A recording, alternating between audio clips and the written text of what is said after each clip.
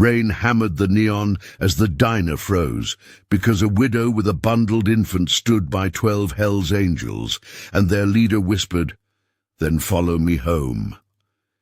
The bell over the door didn't dare breathe. Coffee steamed like surrender. Outside, pipes throbbed, low, patient, promising a road out of the storm. Before we start this story, tell us, where in the world are you watching from? Also, please subscribe to the channel and give a hype to this video. It will help us to bring you more inspiring stories every day. Elena Marrow's shoes bled rain at the seams. Nova, 6 months, slept against her chest. Small mouth parted, breath ghosting the window. The town was Coldwater Bay, a Pacific edge where gulls argued with thunder and men learned to keep their eyes down.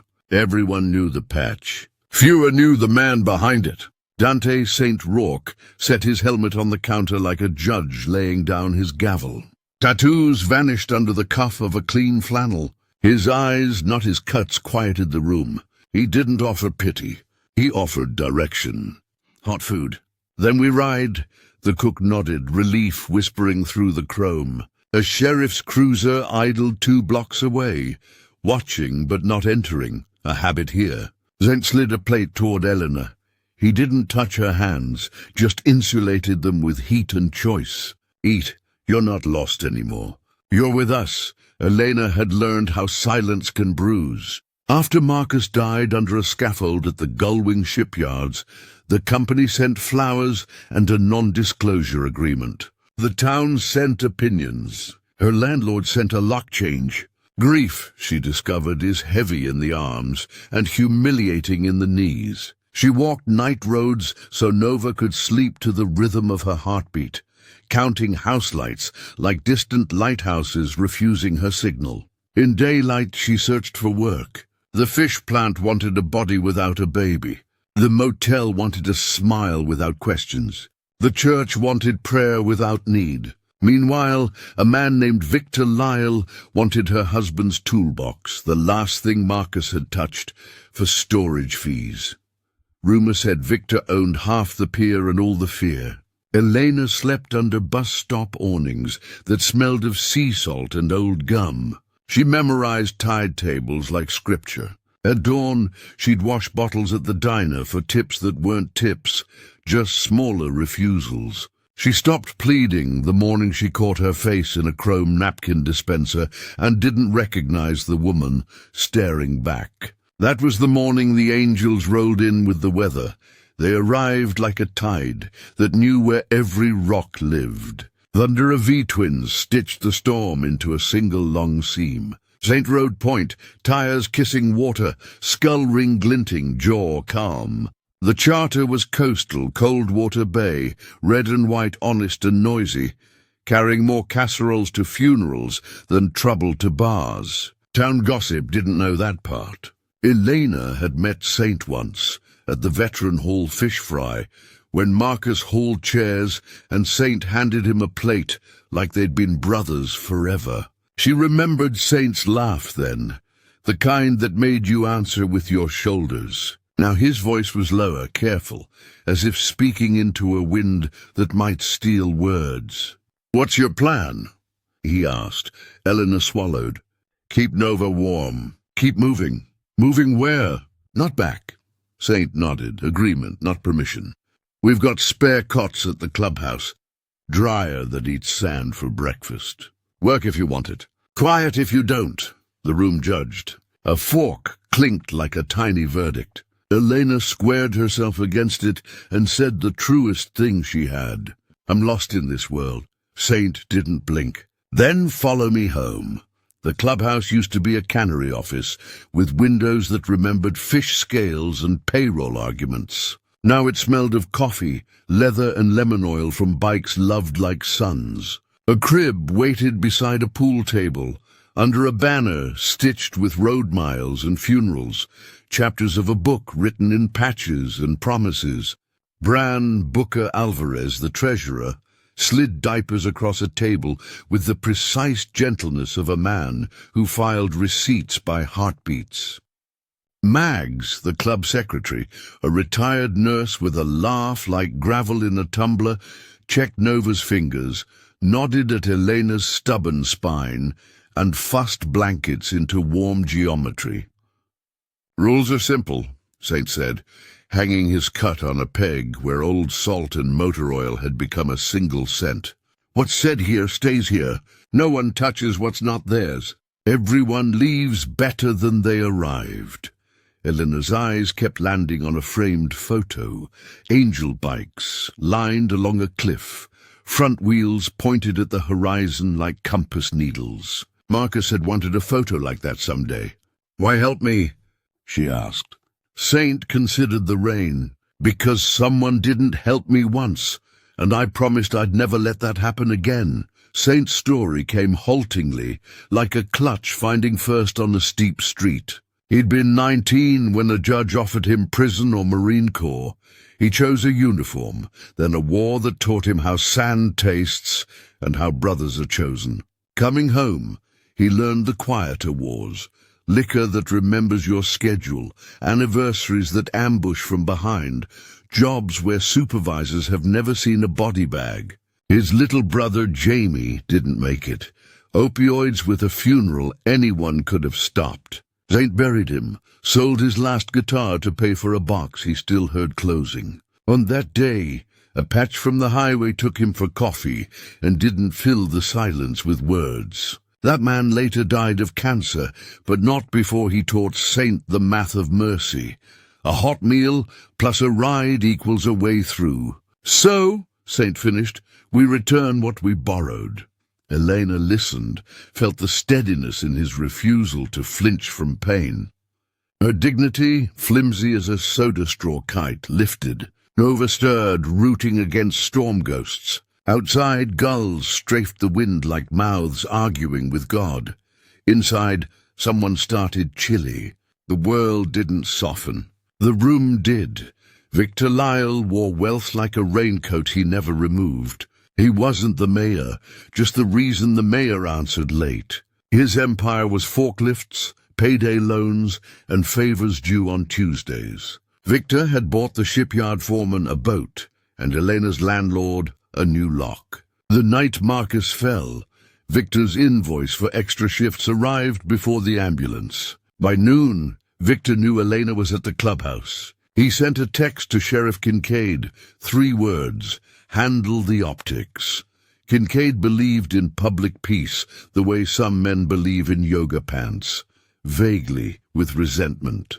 Victor walked into the diner that afternoon and found the cook's eyes pinned to the window, where 12 angels blocked the rain like a rumor you couldn't get around. Victor smiled like a coin dropping. "Tell Rourke his new charity case owes me a red toolbox and 2 months' rent." The cook smiled back with both hands wrapped around a pot of boiling coffee. "I carry only pancakes." The rehook came quiet. Booker tallied Elena's bills and found a charged purchase dated the hour Marcus died. Safety harness rental billed to Lyle Marine LLC, never delivered. A missing strap, a vanished receipt, a pattern. Saint stared at the photocopy, thumb anchored at the edge like a brake on anger. "We don't make tragedies into weapons," he said. "We make them into truth." "Truth won't stop Victor," Mags answered, packing gauze into a go-bag like she might need it soon. She'd patched saints and sinners for 30 years and couldn't always tell who was which until the sutures came out. They agreed on next steps the way bikers pray, practical. Elena would claim Marcus's toolbox from Victor's storage and see what ghosted paperwork lived in the bottom. Saint would ride with her. At the storage lot, Victor waited with a bolt cutter and a photographer because cruelty admired its own reflection. "We charge late fees. You owe me a signature and your husband's tools," he said, voice sweet as rope. Saint's smile didn't reach his eyes. "We'll take what's ours. No photos." Victor lifted his phone anyway. 4 angels stepped between lens and grief. The photographer suddenly remembered his grandmother's birthday. Elena knelt at the red box like a widow greeting a tomb. Beneath wrenches warmed by the memory of Marcus's hands, a wrapped envelope slept, marked only with a date, the day before he fell. The envelope held a diagram of a safety harness with a red X through a cracked buckle, a note scribbled in Marcus's blocky script. Called foreman, said fixes tomorrow, told me to make do. Not safe. Another page listed part numbers Victor's company had failed to deliver. There were names, men who'd complained, men who now worked nights to avoid daylight questions. Elena's throat tightened around the word proof, like it was an unchewed almond. Saint folded the pages clean, gave them back to her. You found your map. Victor leaned, studied Eleanor's fists. Careful with accusations, he purred. You'll choke on them. Funny, Mag said. Oh, we were thinking of feeding some to the Labor Board. Sheriff Kincaid arrived late, rain carving lines down his cheeks that looked like repentance until he opened his mouth. Let's keep this civil, he said, which meant keep this invisible. Saint turned his head slow, like a dog hearing the click of a bad idea. Civil's easy. Honest is the trick. Rehook number 1 deepened.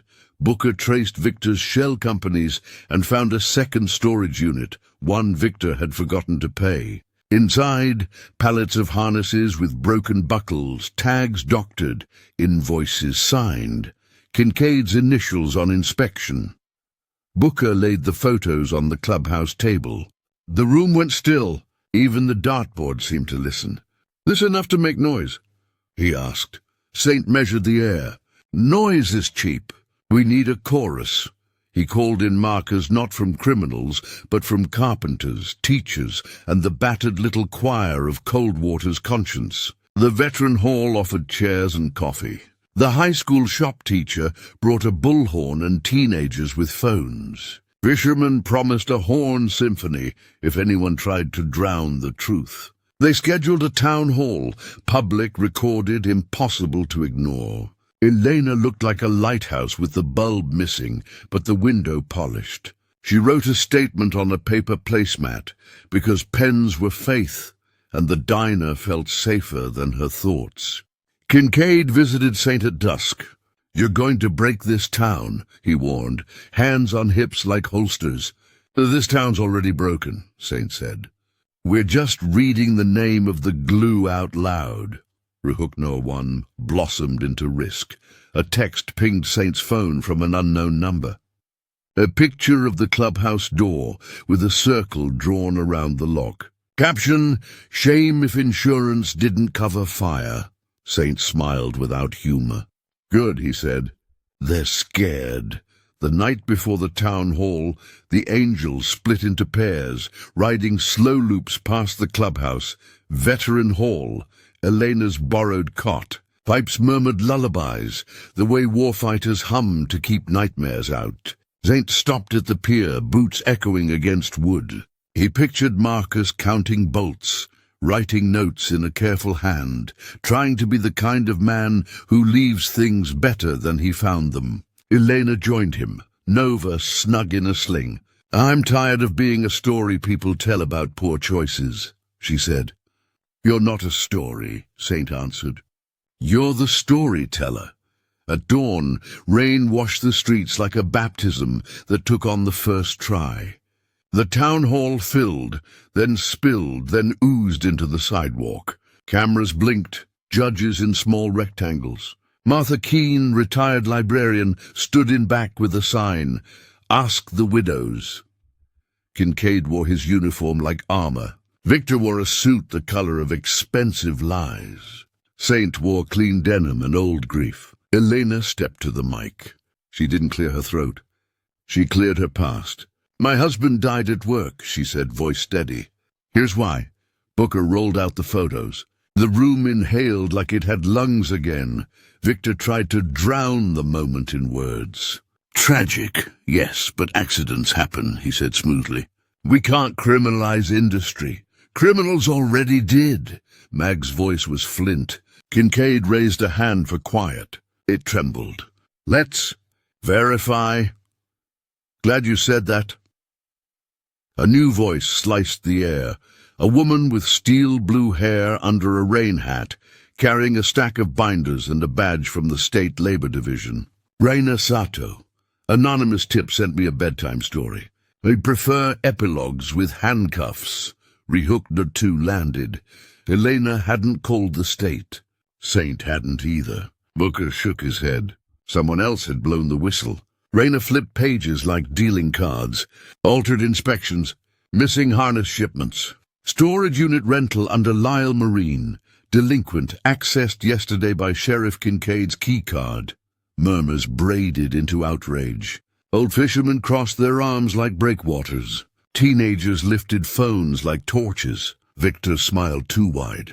"Everyone calm down." "No," said Martha Keene gently. "We've been calm for years." Saint didn't raise his voice. He didn't need to. "Elena?" Elena lifted Marcus's note until cameras caught it.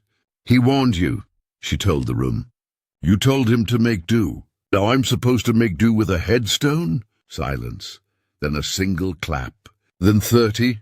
Climax 1 began with rain finally stopping. It was as if the sky handed the floor to the town. Raina closed her binder. "Sheriff Kincaid, please surrender your badge pending investigation." It sounded like Mercy's paperwork. Kincaid's gaze wandered over the room like a man searching for his gun and finding a mirror. Slowly, he unclipped the badge and set it on the table atop Booker's photos. The metal looked smaller there. "I forgot what my father taught me," he said hoarsely. "I remembered who paid my overtime." Victor almost laughed. "What is this?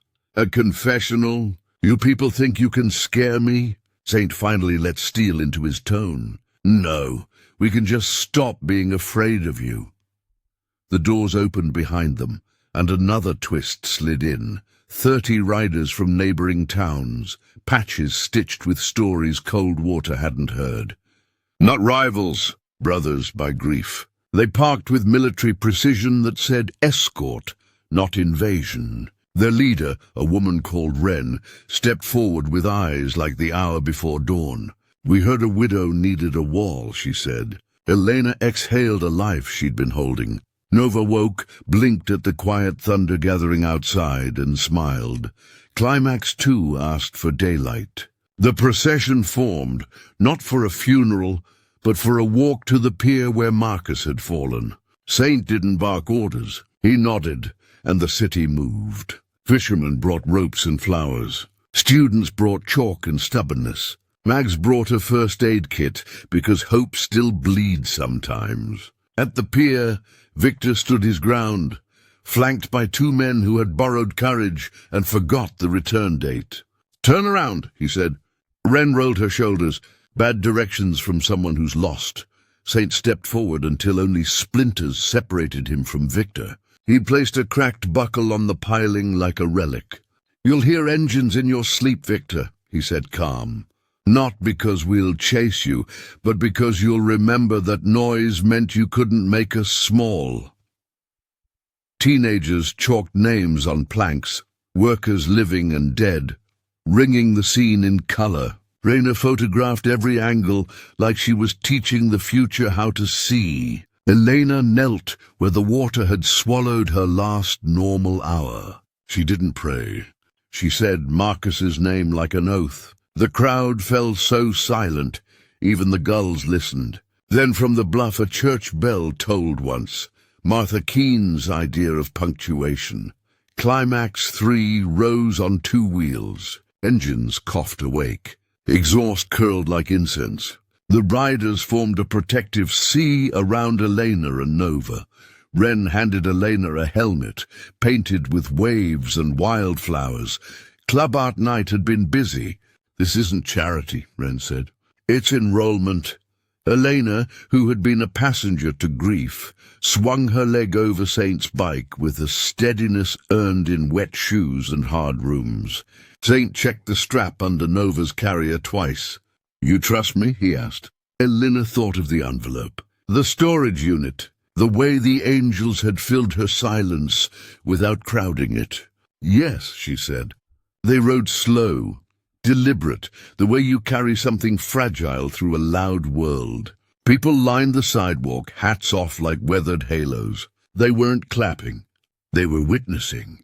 "That's different," Victor shouted about trespassing to the wind. The wind didn't file paperwork. When they reached the veteran hall, flags snapped smartly. Marine Corps, Coast Guard, Union banners, a faded POW MIA that always made Saint stand taller. Rayner spoke a single sentence into a megaphone. Effective immediately. "The shipyard is shut pending safety overhaul." Sometimes justice isn't flames. It's the absence of work whistles until the bolts aren't liars. The second rehook unveiled itself not as drama, but as a letter. Martha intercepted the mailman, who pretended not to enjoy being part of a movie, and brought an envelope to Eleanor at the Veteran Hall. The return address, Jamie Rourke Foundation. Saint's eyes flickered with surprise, then softness. "My brother," he said quietly. "After he died, I started a small grant, tools, tuition, car repairs, to keep good people from drowning in small bills." Elena opened the letter. Inside, a check to cover 2 months of rent on a place she hadn't dared imagine yet. Daycare vouchers for Nova, and a note in Saint's handwriting. "If you're reading this, I failed to say these words out loud. You are not a burden. You are the reason." Elena's breath shook. The room blurred, then steadied as Mags pressed a cool cloth to the back of her neck like prayer with a handle. Outside, kids drew a mural, a harness buckle repaired into a halo. The town was learning a new alphabet, one where B stood for backbone. Victor retreated to his office with a lawyer and a bottle that promised courage. Wren parked herself by the door and began whittling a stick, patient as tide. Evening carved gold into the harbor. The angels set up a grill line.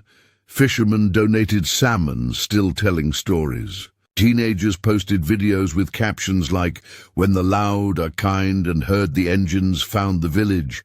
The algorithm cried and multiplied. Rayner gathered statements. Kincaid, less sheriff now, more man, approached Elena with a hat in 2 hands. "I can't rewrite last year," he said, voice sandpapered, "but I can stand where I should have. When Victor's lawyers come, I'll testify." Eleanor searched his face, found the seams where pride had been unstitched. "Then stand," she said gently. Saint took the mic not as a leader commanding, but as a neighbor reminding. "Our patches don't make us saints," he said, irony ghosting his road name. "Our choices do. Today we chose a widow. Tomorrow we choose safety. Next week we choose each other again." The riders saluted not with hands but with headlights, one by one, beams lifting as the sky dimmed, a cathedral built of low beams and stubbornness. Nova reached toward the light and giggled. Across the street the church unlocked its doors, without comment, and placed folding chairs on the sidewalk like apologies you can sit in. Night asked the town a question. The answer arrived on foot. Dock workers, faces lined like maps of weather, came forward and laid their own envelopes on the table. Times they'd been told to make do. Pictures of frayed ropes, texts from foremen who rewarded silence with overtime. What started as Elena's story unfurled into an archive. Martha read each aloud with librarian precision. People didn't gasp. They nodded the way you nod when you finally hear your own name pronounced right. Victor appeared at the edge of the crowd, with a PR statement printed on glossy paper. Wren accepted it, used it to light a citronella candle, and handed him back the stub. The crowd didn't cheer, they simply observed. Saint leaned to Eleanor. "Third act's where everything breaks or binds," he murmured. Elena looked at Nova. "Then let's bind it."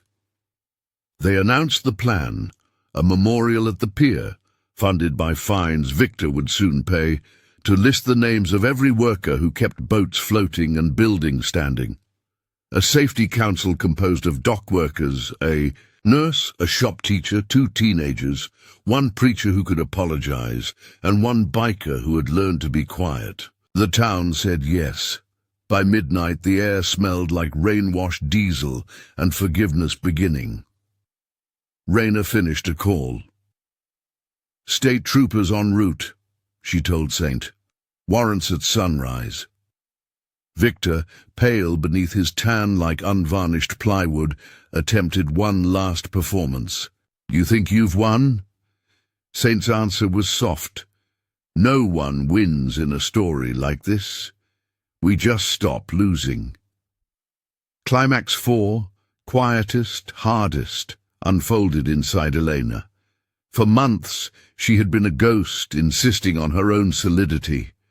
Tonight, she touched the mural's bright buckle, warm from hands, and believed it might hold. She stood on a picnic bench and spoke without the mic. "Marcus taught me that real men fix the ladder after they climb it. Thank you for fixing the ladder."